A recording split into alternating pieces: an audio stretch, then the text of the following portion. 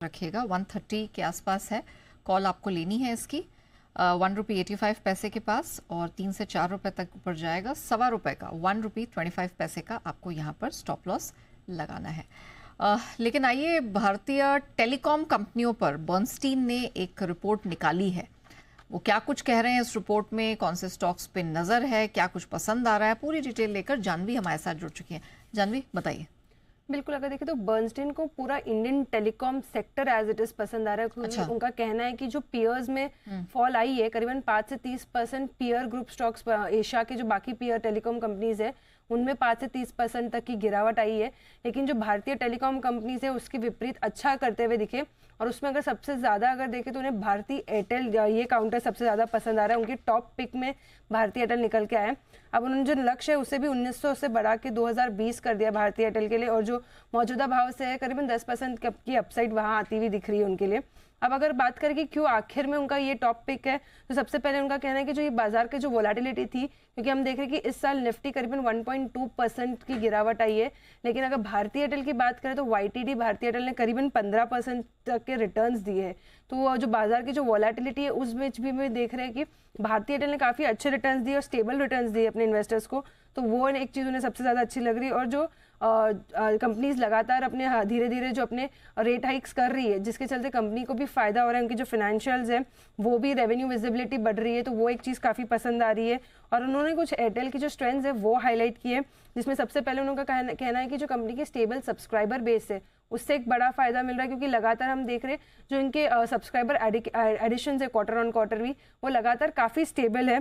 अगर मिसाल के तौर पे देखें तो FY23 की चौथी तिमाही में कंपनी ने 3.2 लाख सब्सक्राइबर एडिशंस किए थे।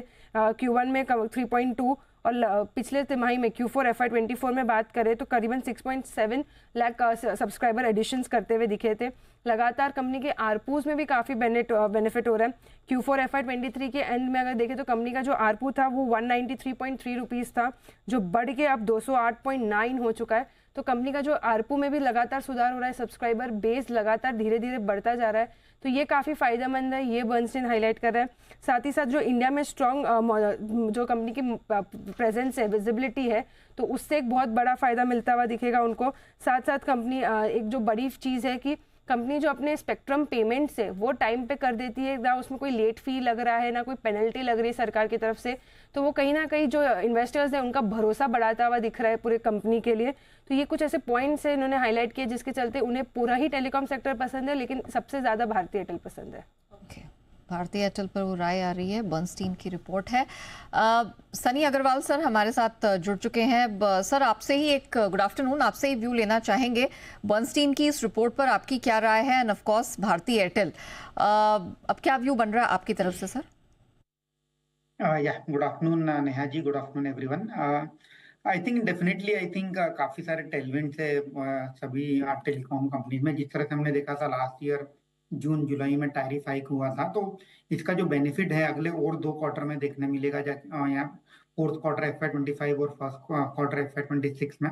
तो आई थिंक जिस तरह से हमने आरपू भी देखा है कंटिन्यूसली इंक्रीज हो रहा है, there is a switch which is happening from feature phone to smartphone. तो कहीं ना कहीं जो माइग्रेशन है 2G to 4G, उसका बेनिफिट कहीं ना कहीं आरपू के फॉर्म में रिफ्लेक्ट हो रहा है।